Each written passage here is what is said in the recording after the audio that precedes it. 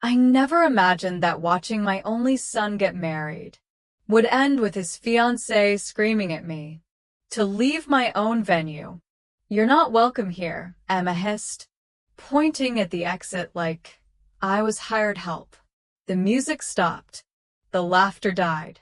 Every eye turned toward me. I stood there frozen, clutching my purse. The same purse holding the $50,000 check I had written to pay for this entire wedding.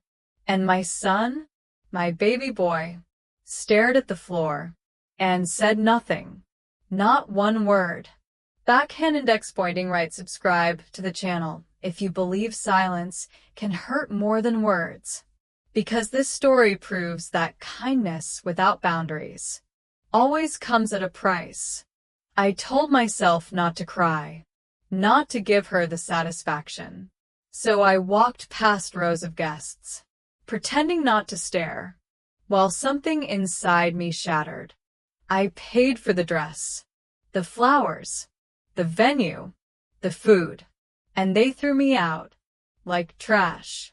I sat alone in my car, in the dark parking lot. Emma's voice replayed in my head. "You're not welcome here." But the worst part wasn't Emma. It was Ryan. He stood there like a stranger, eyes down, spine missing, too afraid to defend his own mother. That's when the tears stopped, and the anger moved in. My phone buzzed nonstop. "Why did you leave? Are you okay?" "Don't make a scene, Colleen." Not one message asking what they had done to me. I wiped my face, took a breath, and opened my wedding planner's email. Then I called her. "I'm canceling everything."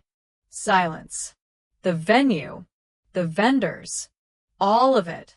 "If I'm not welcome at this wedding," I said calmly, "neither is my money." Backhand index pointing right. Subscribe if you've ever realized your worth only mattered when people needed something from you. Back home, I opened the wedding binder I had carefully put together. Every tab told the same story. Venue, my name. Caterer, my signature. Florist, my deposit. They hadn't built a wedding. They built a fantasy on my back. So I started calling, one by one. Cancel, cancel, cancel. With every call, my spine straightened. That night, Ryan showed up at my door. "You can't do this," he shouted. "It's our wedding." "No," I said quietly. "It was my gift, and it's gone." He accused me of being dramatic, controlling, selfish. Then he said the words that finally killed the past. "This is why Dad left." And that's when I knew the boy I raised was gone. The emails came in. A $26,000 honeymoon, charged to my credit card, designer luggage, spa treatments. They weren't just entitled. They were stealing. This wasn't a wedding. It was a heist. My attorney listened quietly. Then she said, "You did nothing wrong. Every contract was mine. Every payment was mine.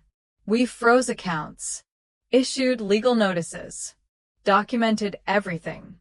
For the first time in weeks, I felt steady. Not angry, not sad, powerful. Backhand index pointing right. Subscribe if you believe peace is louder than revenge. Emma went online. Tears, filters, victim stories. She destroyed our wedding out of jealousy.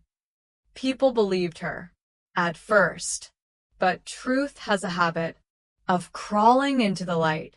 Screenshots leaked, contracts surfaced, charges exposed, and suddenly, silence. On the day they were supposed to get married, I was on a balcony, overlooking the ocean, champagne in hand. No flowers. No music. No venue. Just peace. I posted one photo. Caption: Best decision I ever made. Ryan called. I didn't answer. Texted. We made mistakes. Can we talk? I turned off my phone. Because some doors don't close loudly. They close forever.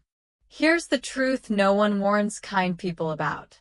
Being useful is not the same as being loved. Silence doesn't mean weakness. And boundaries aren't cruelty. Sometimes the strongest thing you can do is walk away quietly and let them feel the absence they created. Backhanded ex-pointing right. Subscribe to this channel for real-life stories that don't sugarcoat betrayal and remind you that self-respect is never the wrong choice.